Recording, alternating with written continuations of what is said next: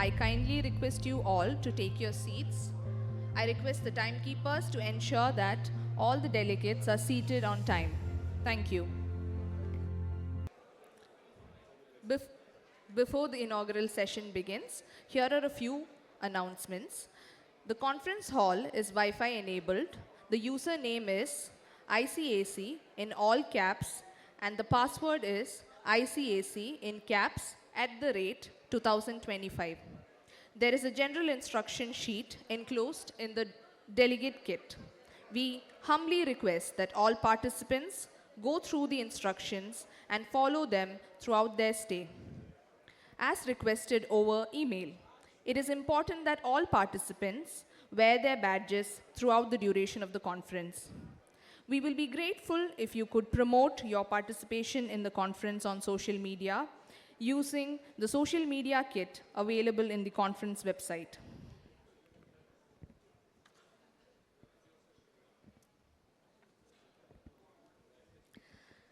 Good evening, ladies and gentlemen.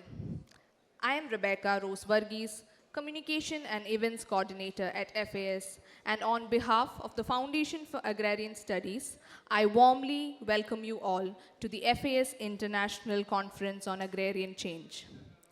This conference brings together distinguished scholars, policymakers, and leaders committed to deepening our understanding of agrarian transformation across the world.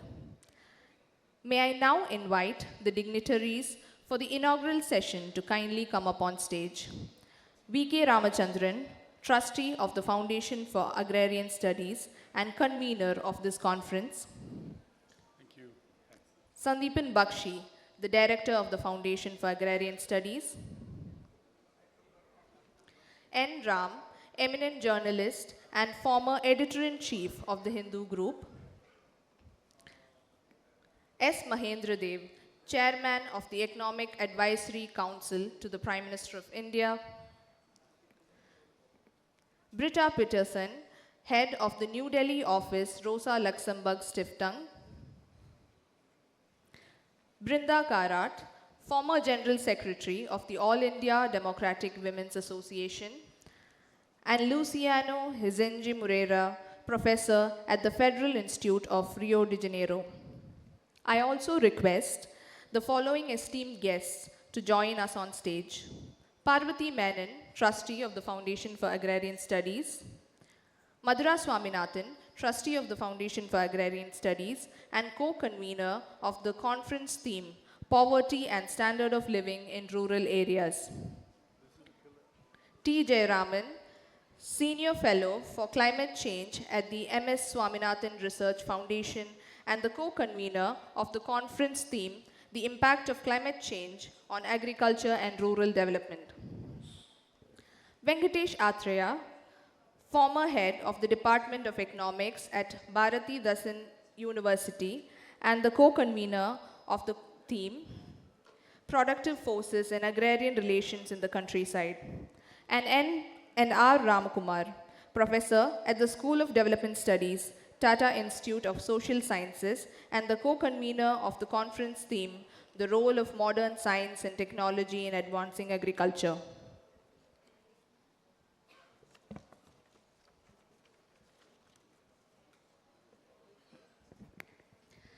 To begin the proceedings, may I invite Sandeepan Bakshi, Director of the Foundation for Agrarian Studies, to welcome us all.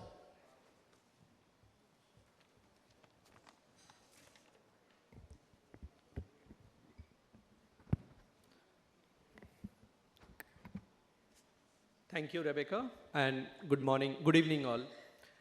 My name is Sandeepan Bakshi and I'm the Director at the Foundation for Agrarian Studies, or FAS, as many people refer to the organization as. On behalf of FAS, I welcome you all to the International Conference on Agrarian Change 2025. It is an honor to be among this crowd of distinguished scholars from across the globe, senior policymakers and government officials, leaders of the movements of peasants, rural workers, and rural women in India, and most importantly, of young scholars of rural development and agrarian change. While many of you have known us and our work for long, there are also many new faces amongst us. So perhaps it is only appropriate that I take a few moments to introduce or reintroduce FAS to you.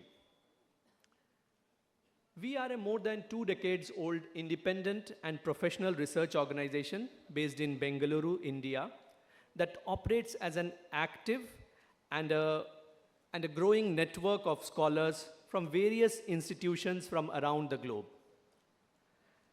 Our defining research objective is to study the changing socio-economic conditions in the countryside, in India and elsewhere, but particularly in other developing countries. The rationale of our establishment was that long realization that the problems of rural India constituted some of the most long-standing, most stubborn problems of global development. We cannot even begin to imagine of achieving some of the most critical sustainable development goals for the world unless they are achieved for the rural parts of the world. Indeed, they cannot be achieved unless they are achieved for India. A progressive transformation of rural India thus has a global import. For us, it is therefore of utmost importance to scientifically and to objectively study rural India, to understand and explain the factors that prevent such progressive transformation. It is this task that provided the motivation for the establishment of FAS, to fulfill the felt need for systematic and scientific study of the dynamics of the Indian countryside. In these 23 years, we have tried to do so through systematic, very detailed and precise village studies, studying villages from very close quarters. Our field studies have led to the development of a unique archive of primary data of the Indian countryside. May I say a treasure trove for any serious researcher of rural society and economy. We have detailed data from 27 villages from 12 Indian states, and which includes many resurveys. This implies more than 500 households have been surveyed, some visited multiple times, and more than 500 variables for each household, including data on demographics, land, farm incomes, labor, livestock, household incomes, and many more. Armed with this unique archive and using other methods and databases, we have invested ourselves to study some of very critical issues. By way of example, these include child well-being in rural India, the small farm economy of India, the world of rural women, workers and farmers, rural employment and wages, and trends and patterns in rural incomes. Our research is informed by the understanding that modern science and technology has played and will continue to play a crucial role in agrarian transformation. Our efforts in India are continuously enriched by our interaction with scholar friends from across the globe and with agrarian experiences from across the world, be it Latin America, Africa, Southeast Asia, or East Asia.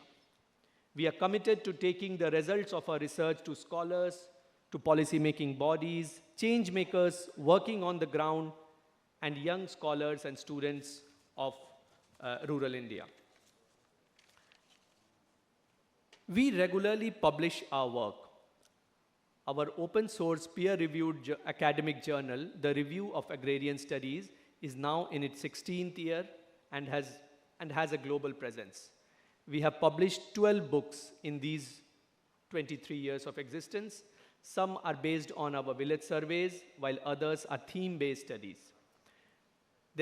We also make a special effort to conduct academic events, seminars, workshops, and international conferences such as this, to reach out and showcase our results and intervene in the debates and discourses on rural development and agrarian studies. Through these events, our effort has been to develop networks and platforms of young and senior scholars. Also, those who have known us for long appreciate that we try actively to respond to the changing world. An important example is the pandemic studies unit that we established immediately after the COVID-19 pandemic struck, and the work of that study unit and its findings were recognized widely. This conference is also a response to the changing world. In 2014, we conducted our 10th anniversary conference. I, along with some of my colleagues today present here, were all volunteers in that conference. That conference gave us many important ideas and shaped our research agenda for the many years. Topics such as the study of small farm economy, study of women workers were all first discussed there in that conference and shaped our research in the decade that followed. But in the 10 years since then, we have come to realize that many features of the countryside have undergone tremendous change. Back then, they were perhaps not regarded as important research agenda items. For example, climate change and the countryside, questions around sustainable agriculture, biotechnology and agricultural development, questions around digital agriculture, changing nature of rural-urban flows, and so on. These changes point to new research needs, and to understand these changes, their immediate and long-term implications require new efforts, research methods, databases, and approaches.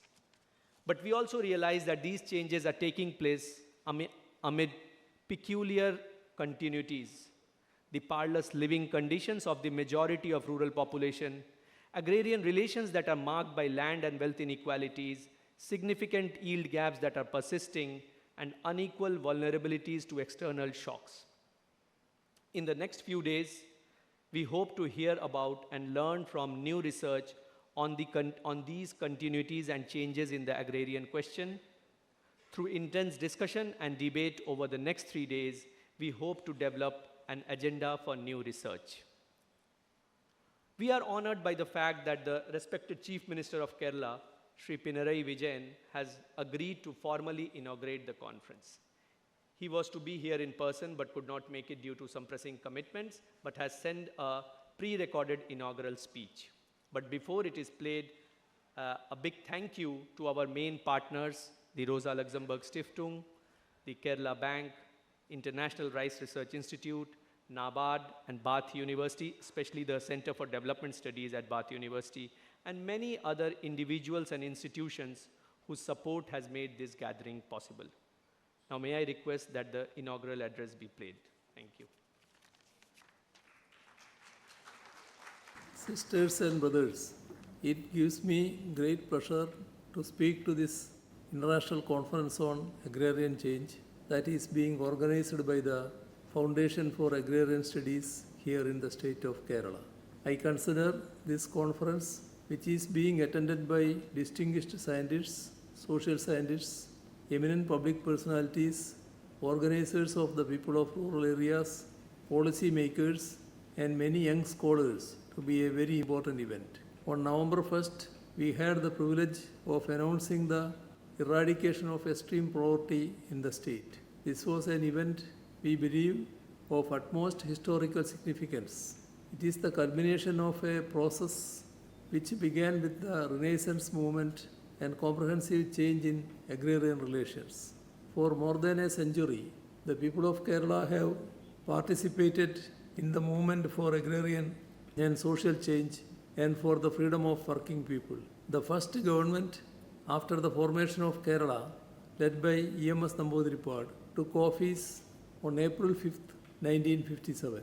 Just 6 days after its formation, the government promulgated an ordinance that prohibited evictions. This was the prelude to the introduction of the Agrarian Relations Bill.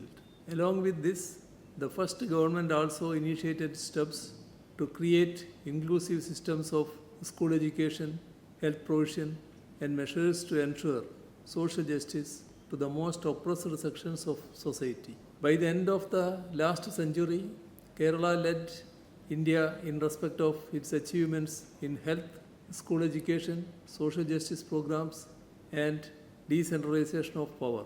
In the last 9 years, the present LDF government has further strengthened public school infrastructure, and worked to establish modern scientific syllabi at all levels.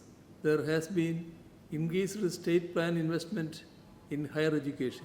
Higher education policy has also been shaped to meet the felt needs and demands of the people of Kerala.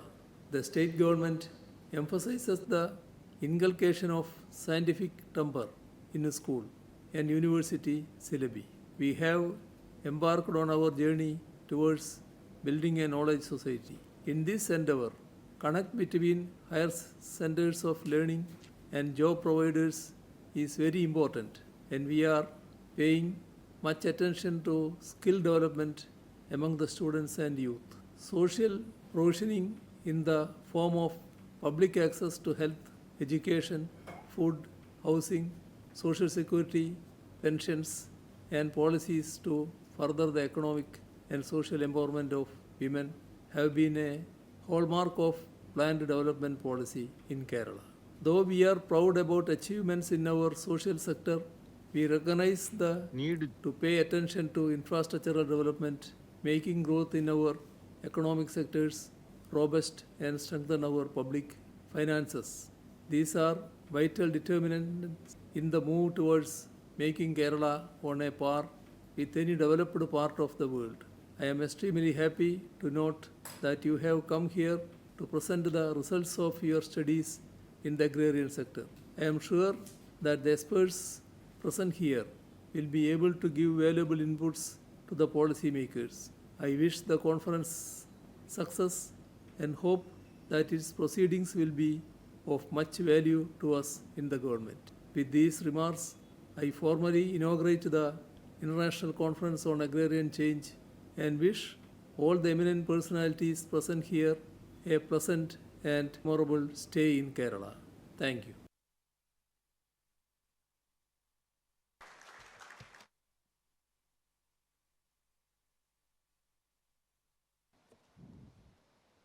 We now move to the release of the conference souvenir.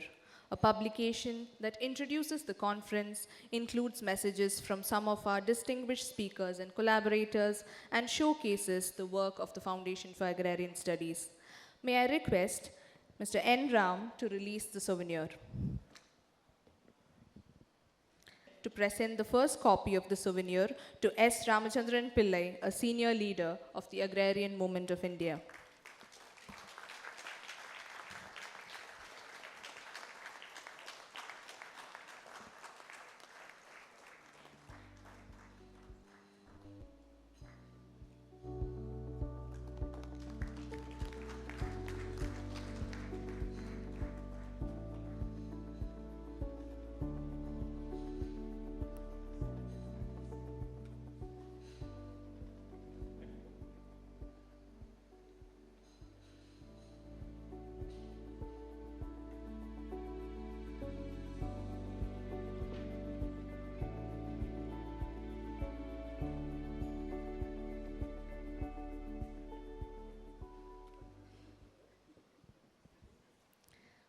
May I invite V.K. Ramachandran, convener of the conference and trustee of the Foundation for Agrarian Studies, to chair the inaugural meeting. I'll speak before I chair. 1 second. Colleagues and friends on the dais, colleagues and fellow trustees in the second row. On behalf of the trustees of the Foundation, on behalf of the organizing team of this conference, I welcome all of you to Kerala, welcome you to Thiruvananthapuram, and welcome you to the International Conference on Agrarian Change. This is a conference that is quite extraordinary in the composition of its participants. We have persons from universities, from the research institutes, and in each of these categories, we have people from all over the world. Government administrators, government policy organizations of governments of different, I must say, who serve governments of different persuasions, public figures, organizers of the rural working people in India and elsewhere.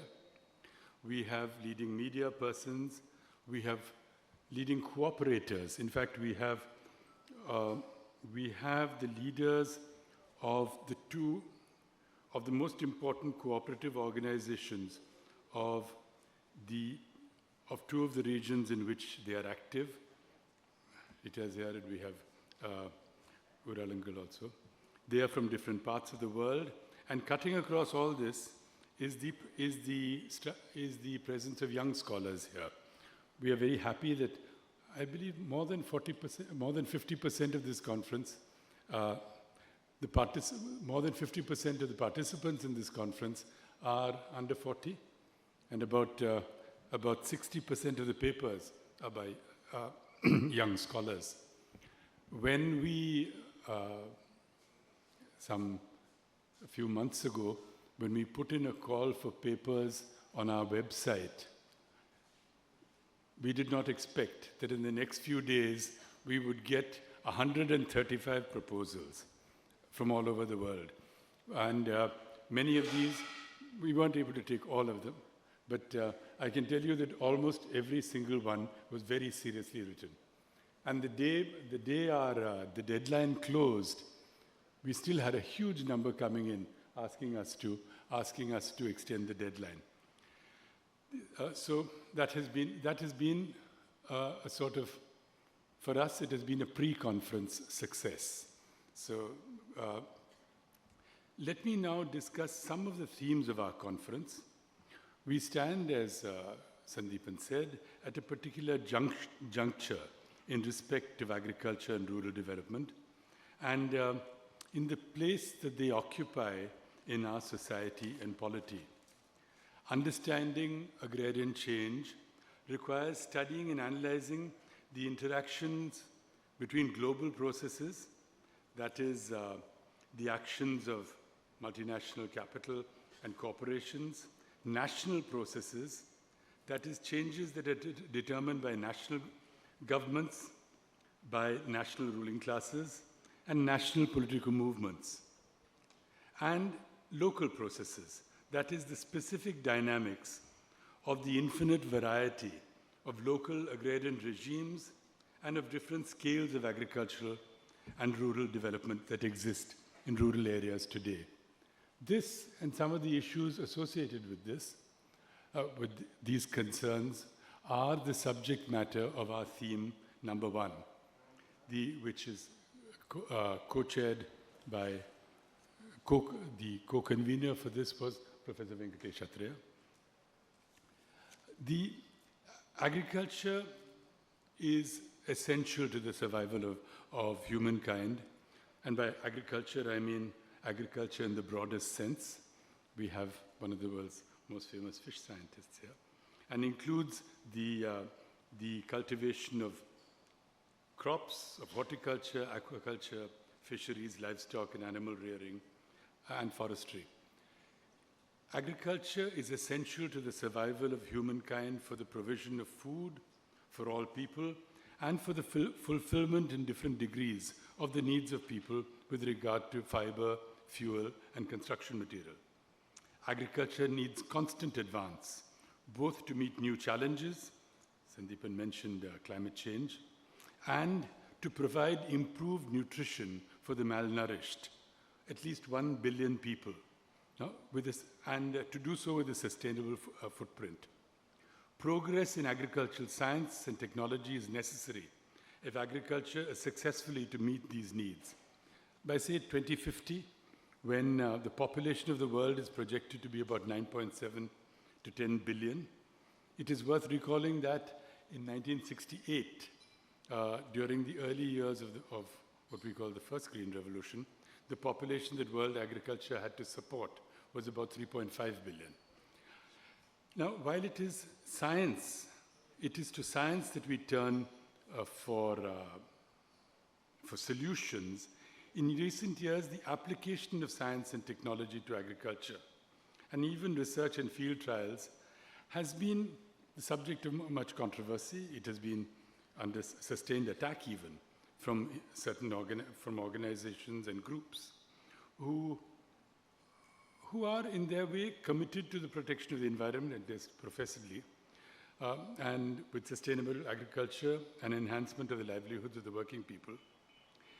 These goals are universally shared among conscientious people. It is the means towards these objectives that generate divisions. The targets of persistent and widespread attacks on science and technology have been, among other things, all seed material produced off-farm, particularly high-yielding varieties, transgenics, and gene-edited material, all synthetic chemicals used in agriculture, whether for soil nutrition or for plant protection, a host of modern farming practices, including mechanization and medium and large-scale irrigation. Our concern here is not with sincere worries about the careful deployment of these technologies or the destruction of the legitimate concern with the destruction of agrarian heritage, but with opposition that constitutes an opposition to science itself, that an opposition that does not use the methods of science to pursue this agenda, to rectify some of these problems. There is an urgent need, we believe then, to discuss the role of science and technology in the advancement of agriculture and to clarify the causes and costs of rejection of the scientific method in evaluating that role. This discussion is of extreme importance, and this discussion is at the core of the papers that constitute theme 2 of this conference. I'm going to go straight to, and we are very happy. I think it's a special feature of FAS that we have tried as a social science organization to reach out to agricultural scientists. We are proud of our India's network of agricultural research, of the incredible strength of our force of agricultural scientists. We believe that there has not been enough conversation and interaction between agricultural scientists and social scientists in India, and that is something which has become a very important part of our program. Some years ago, Dr. Ram Kumar, who is the co-convener of this section, organized a discussion between economists and I think scientists from 7 different streams of science, of agricultural science in India. This is a dialogue that we wish to continue, and indeed we are very happy that we have the Dr. Shakuntala Harak Singh Tilsted. We have Dr. Heffron, who's not yet come. We have Dr. Adenle, who's not from Nigeria, who's not here. We have leading scientists from India and from different parts of the world. Dr. Shakuntala is the World Food Prize winner. Dr. Adenle has just won the World Academy of Sciences Swaminathan Award this year, the first International Swaminathan Award. So we look forward to very fruitful discussions in that section. I'm going to go straight over to our fourth theme and come back to our third theme. The impact of global warming of anthropogenic origin is a threat to agriculture globally and to the livelihoods and well-being of those engaged in agricultural and related activities, particularly small farmers. It will also endanger the food and nutrition security of all countries and regions. Adaptation to the impact of global warming, taking note of the potential range of future global temperature increase, is a critical issue for agriculture today. And we believe that an understanding, there is a role for social science here too. An understanding of adaptation in agriculture requires not only analysis of the technological issues involved, but also of social, economic, and political contexts, particularly in less developed countries. This will be the subject matter of our fourth theme, of which the co-convener is Professor Jairam, my colleague, Professor Jairaman.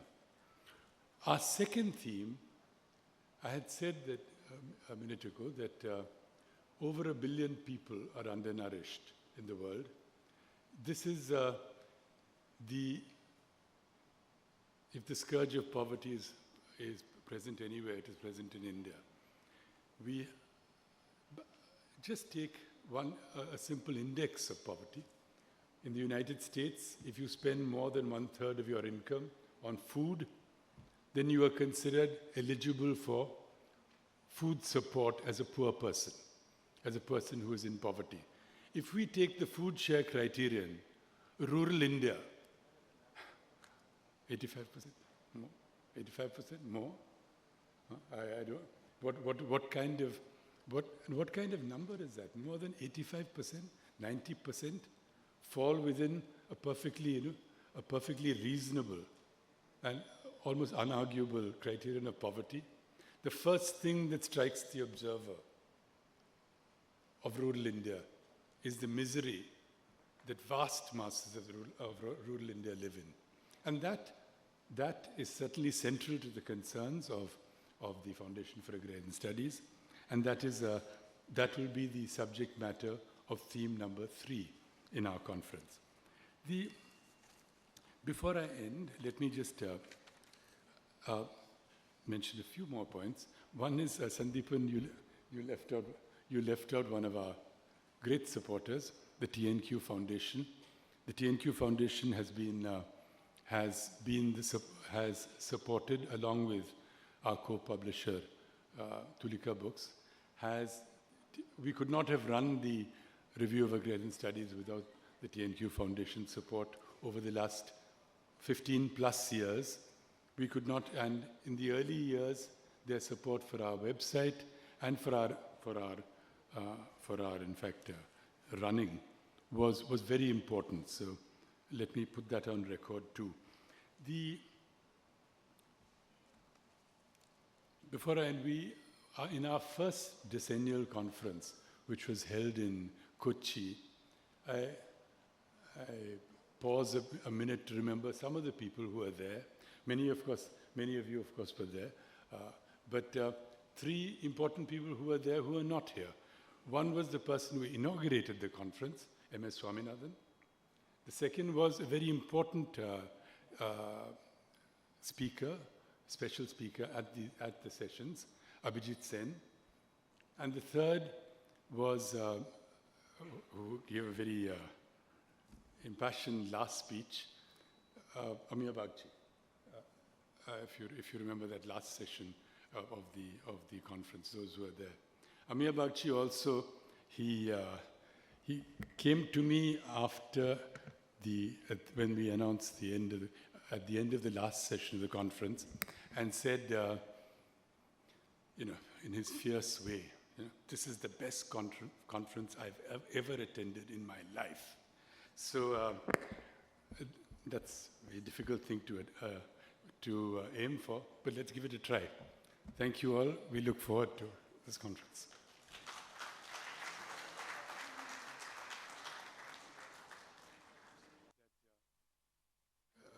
It was there in my notes, in fact. But the FAS was established initially by the generosity of one person, V. Namashivayam.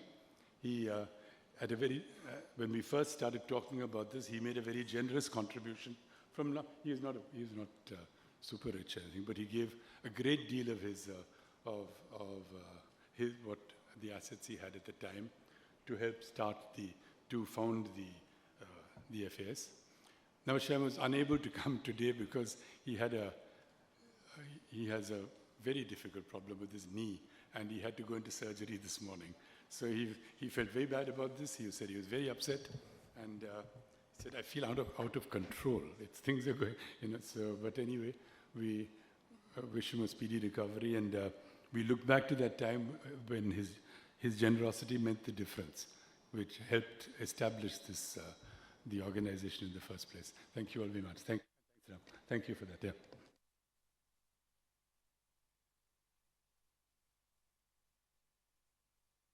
I spoke before I chaired.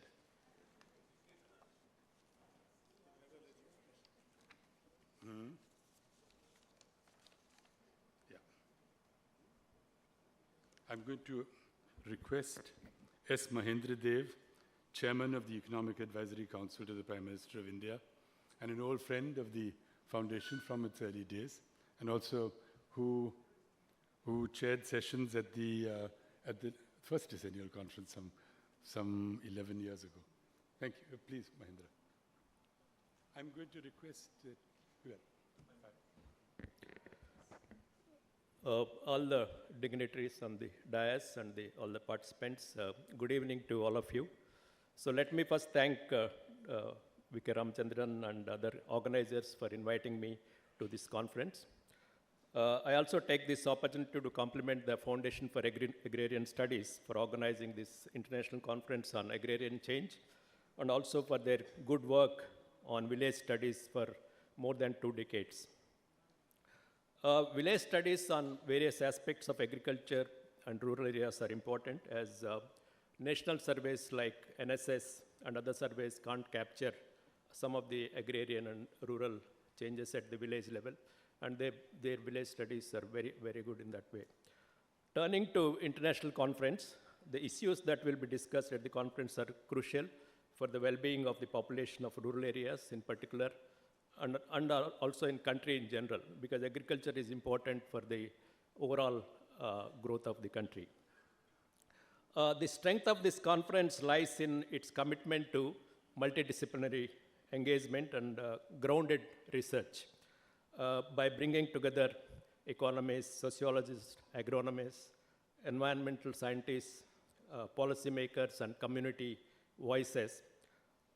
It will have more the holistic understanding of contemporary agrarian reality.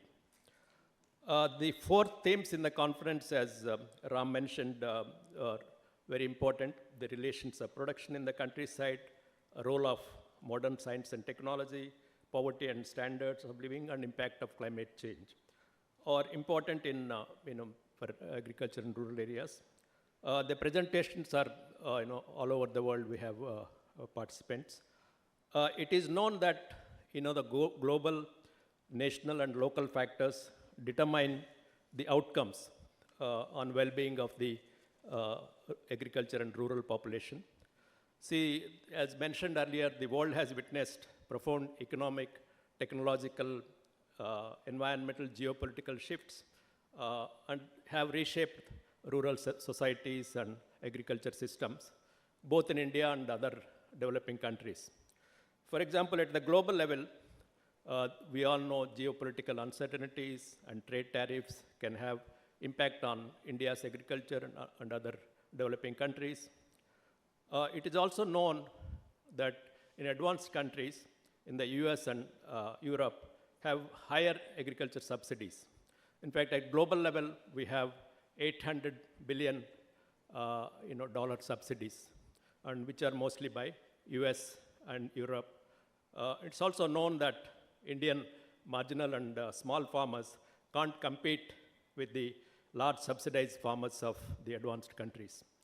Similarly, apart from global, we have national level and local level policies.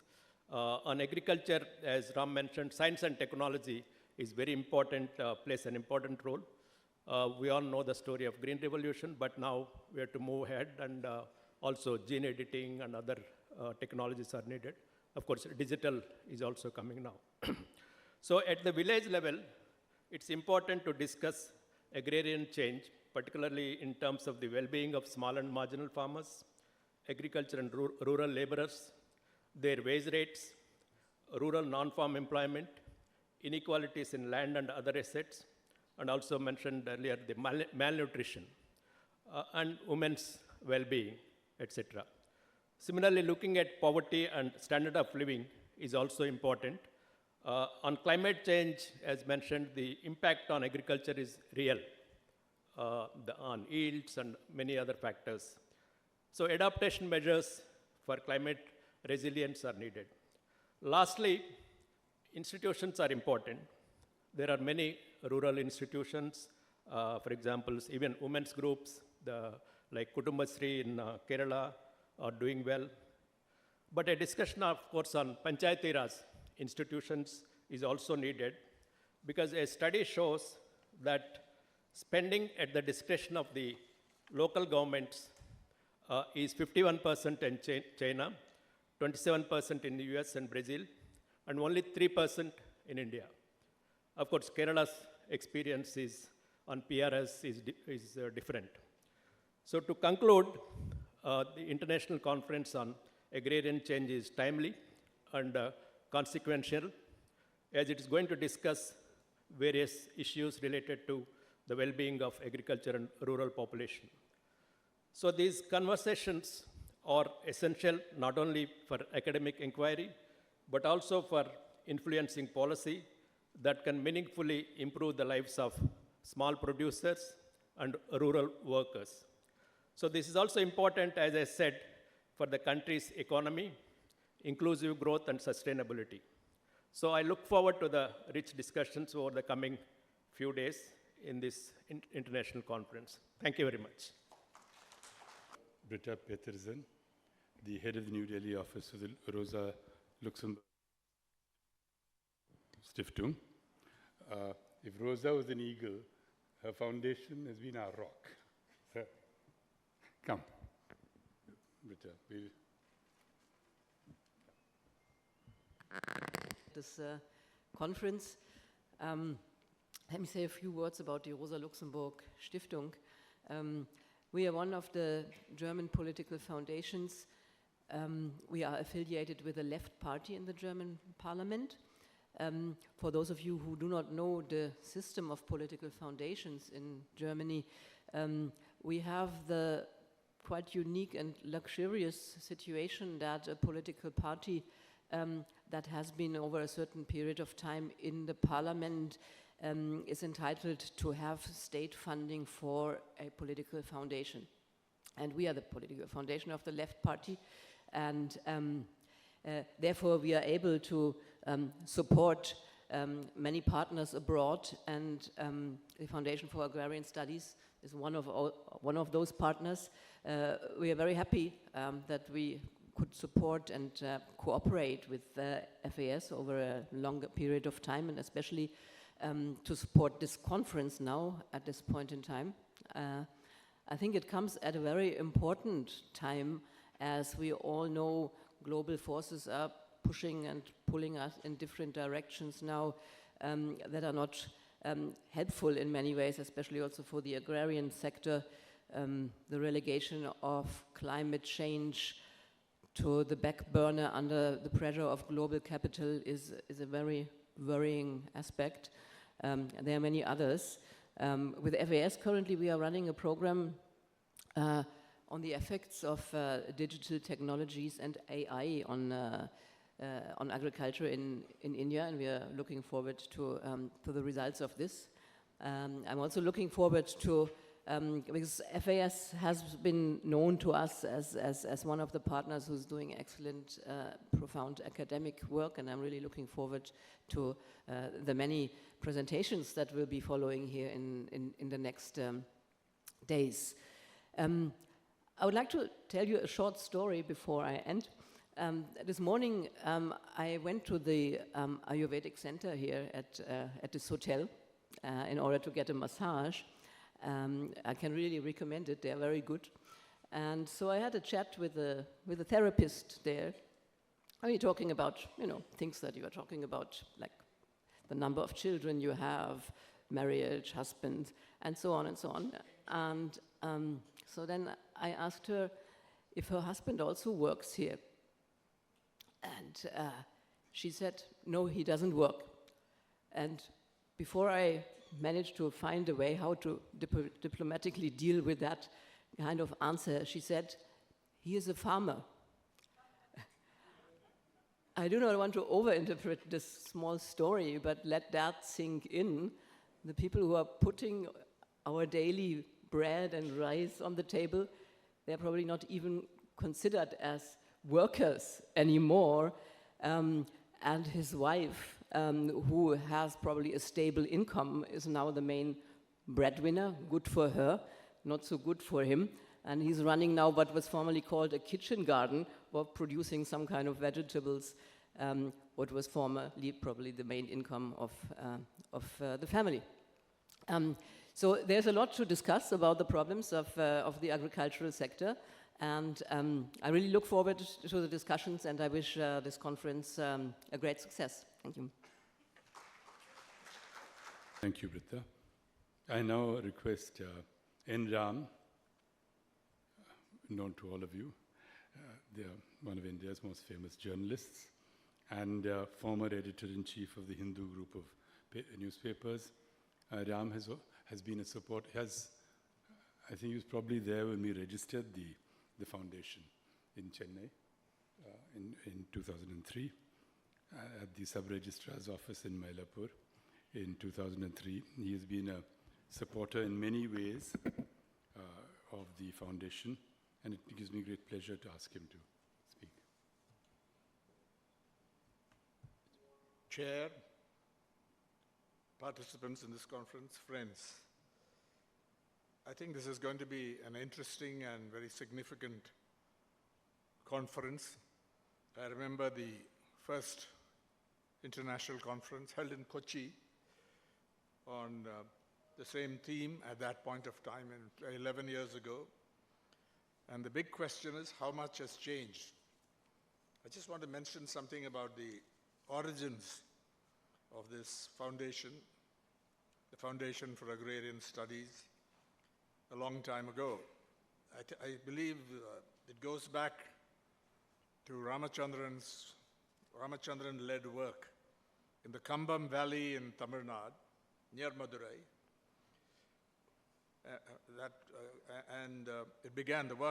The surveys of a village called Gokilapuram began in 1977. And a lot of what was triggered by that led to a very deep and significant study of the agrarian regime in the Kambam Valley. And a lot of that went into Ramachandran's book, sadly out of print, but I think well worth reading. I hope they bring it out as a Kindle edition, Oxford University Press, or whoever is going to get the rights.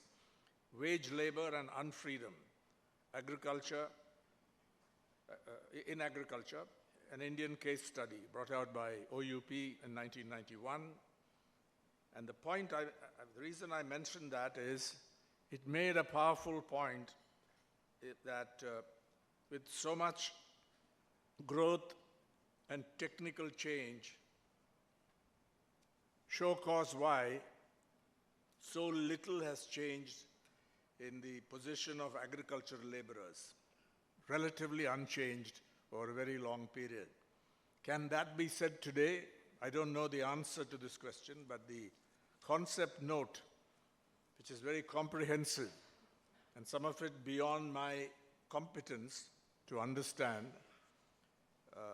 makes it clear that much has changed, and I look forward to reading at least some of the papers and the proceedings of this international conference, and if possible, what conclusions emerge from this so far as change is concerned, change in agrarian change. Now, the problem is, the question is, why don't you say agriculture? I think the agrarian is quite a profound word. I looked up my online Oxford Dictionary of English, and it gives various meanings as an adjective. Agrarian relates to cultivated land or the cultivation of land. That's a very common meaning. Another connotation is relating to landed property, I'm told by the dictionary, like agrarian reforms. And now, and that's the most interesting part, it says as a noun, a person who advocates a redistribution of landed property. And I think quite a few of the topics studied by this foundation over the years, but studied with great integrity and independence without imposing any preconceived notion on these studies, particularly the village surveys. I think this is going to be very interesting, the conclusions that emerge. You can't say, I think, the same thing that Ramachandran's original book, published in 1991, the conclusion it came up with.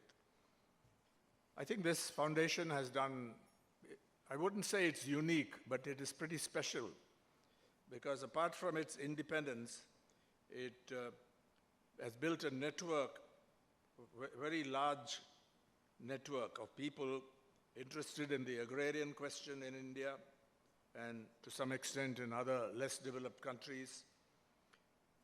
And this includes academic work, work of other scholars, policy professionals, and that is very important, I think quite a few people are from that section or that category are represented here and are expected to make significant contributions to the discussions here. And these are members of mass organizations working in the countryside.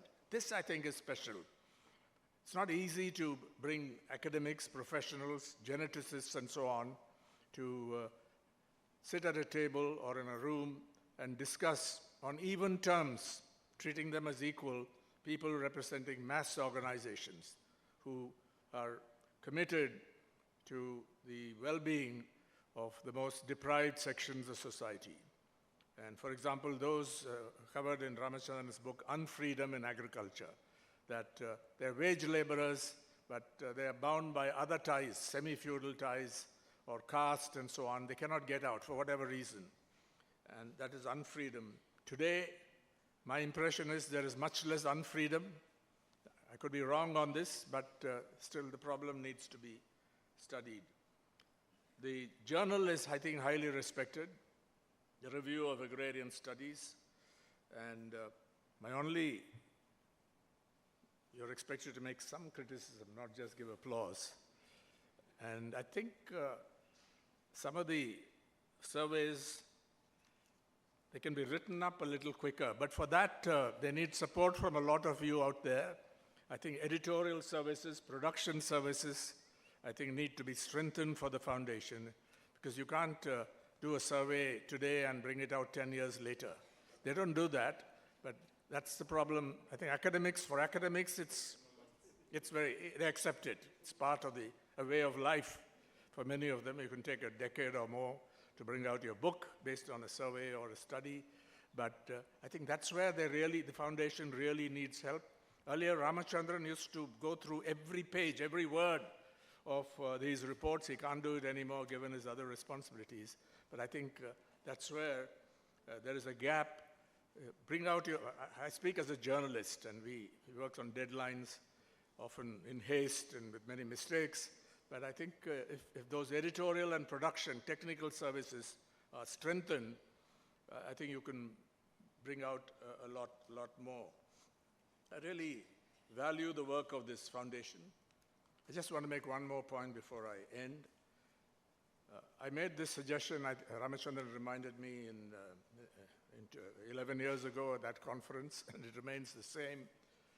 How about the coverage of the life of the people in the countryside and rural development, issues they confront? How is it covered in the mainstream media? And today it's not just the mainstream media, it's social media as well, where there's a lot of disinformation and misinformation. So how does a foundation like FAS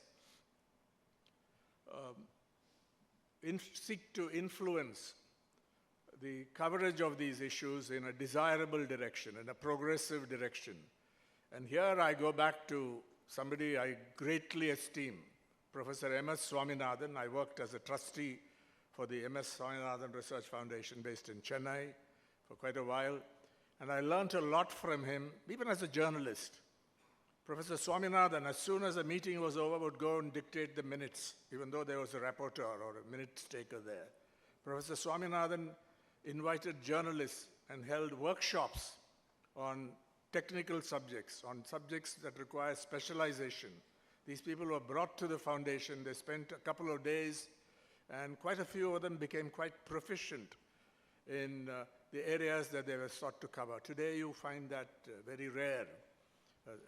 Sometimes they specialize themselves, but for a major non-profit to undertake the work of improving the media, the news media in the country, bringing on the agenda of their work issues that matter, in particularly the countryside, I think that's important. And perhaps the foundation, if it gets proper support, can undertake a study of, in a manageable area or a manageable region or state, how these issues are covered by the media, including, because the social media are another beast. It's going to be very difficult to do that. But you have to engage with that. Of course, they've been engaging. You've got to have a higher profile in the media and also seek to reform and influence the coverage. And if there's anything I can do, at least in terms of making suggestions for this, I'll be happy to do. Thank you for inviting me to this conference. Your work over the years has been magnificent, and keep it up. Thank you, Ram. Thanks very much. I think it's an important point, and I know Jens is going to have something to say about this in the conference. The whole relationship between the agrarian and the agricultural. It's going to be a question, and I can't resist, in self-defense, saying that we've just sent to press the results of our survey, the results of a survey that was done in 2023, which is not too bad. It's not too. It's not yet. It's not yet the same year, or the same month, or the same day as a journalist would. But 2023 is some improvement. I also take the point that Ram had, and I remember very clearly him saying that we should be doing training courses for journalists, both in quantitative methods, reading the numbers, and also qualitative. We haven't done that, and that's certainly something we should be doing. Thank you. Thank you for that criticism and for the appreciation, Ram. When Brinda Karat was a member of Parliament, she was deeply involved in with two pieces of legislation that have great resonance in this conference and with our concerns: the National Rural Employment Guarantee Act and the Right to Food Act. We all remember her participation in parliamentary debates on these. So it gives me great pleasure to invite Brinda to speak. I did not ask him to do so, not at all. Chair, and also convener of this very important conference, Dr. V.K. Ramachandran, distinguished guests on the stage, here in the audience, and dear friends. I'm sure you are as glad as I am to be a participant in such an important conference on the theme of agrarian change in the world and in India. And we are all really looking forward to the presentations and discussions over the next 2 days. I think when we look at the work that FAS has done, it's also important to look at the context in which this work is being done. And in a world of aggressive capitalism, the kind of changes being wrought, often brutal, coercive, devastating the lives of people, get hidden if one looks just at the broad trends marked by averages. Today, official statistics on various socioeconomic development indicators have become a field of contestation. And we have seen how statistics can be manipulated to suit ruling regimes in the capitalist world, including our own. So often, the indicators which should be determining policy, when those indicators through statistics become suspect, what is the counter that we have? I don't think village studies are a counter to macro statistics, but certainly, definitely, the kind of research based on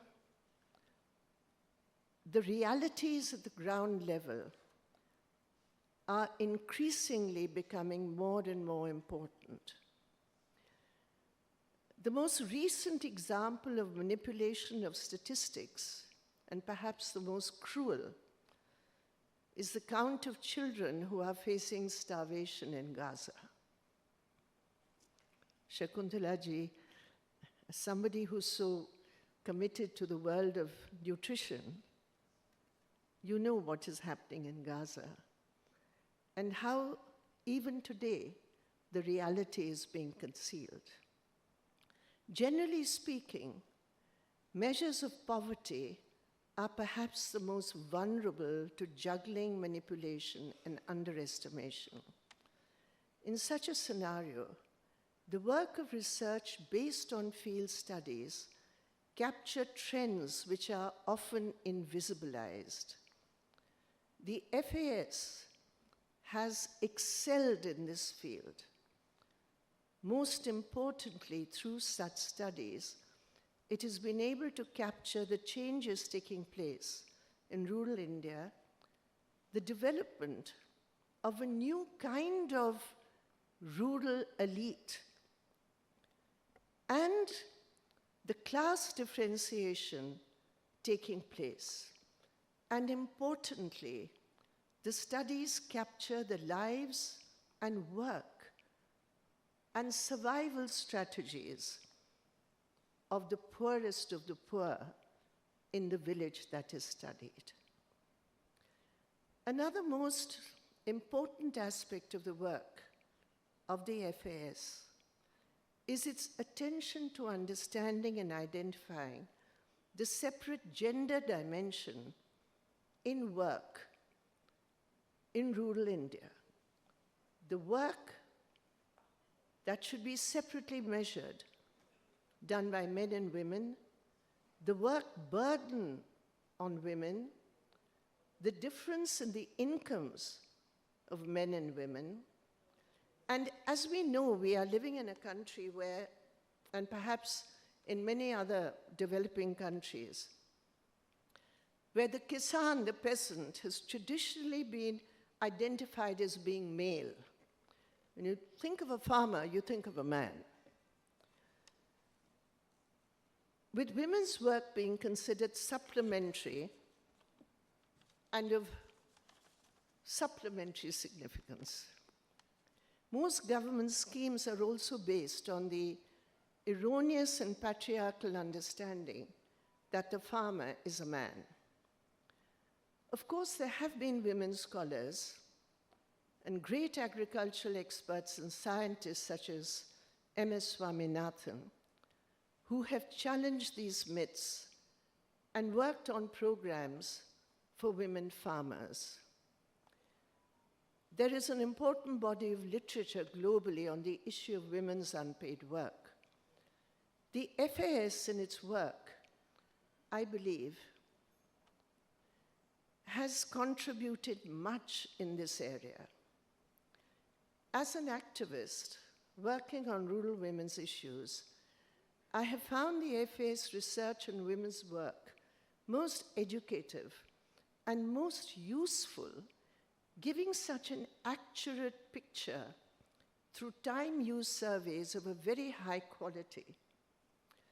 I remember attending a conference of the FAS on women's work, in which the importance of understanding the different dimensions of agricultural work between men and women came out so clearly.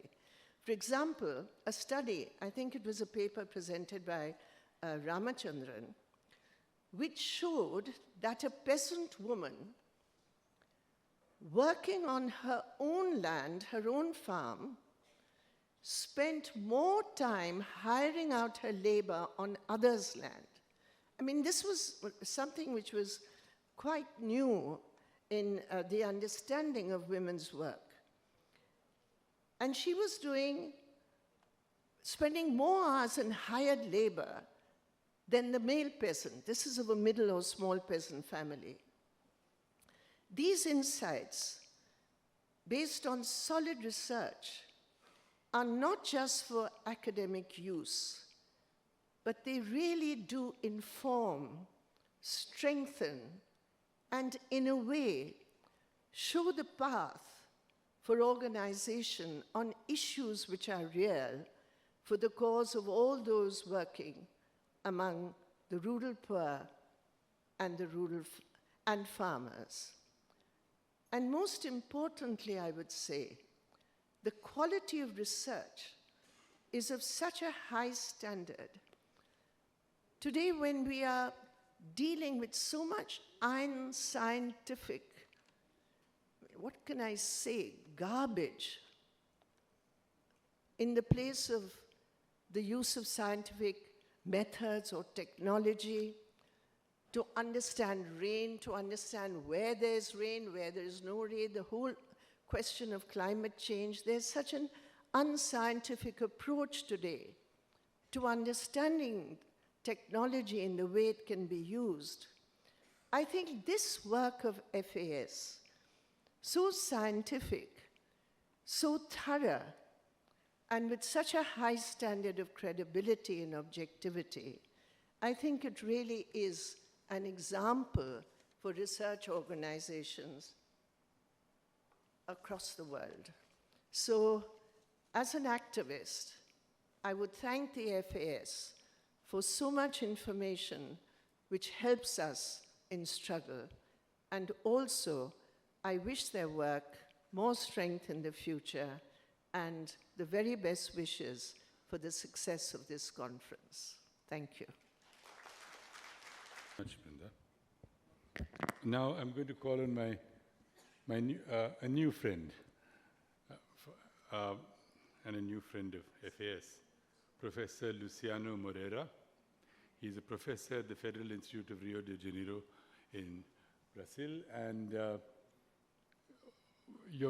those who haven't already done so will find a very, very interesting paper by him in the Google file that we're sharing. Luciano is going to speak in Portuguese, but thanks to ChatGPT, we'll have a translation on the screen. Yeah. Thank you. Prezados amigas, prezados amigas,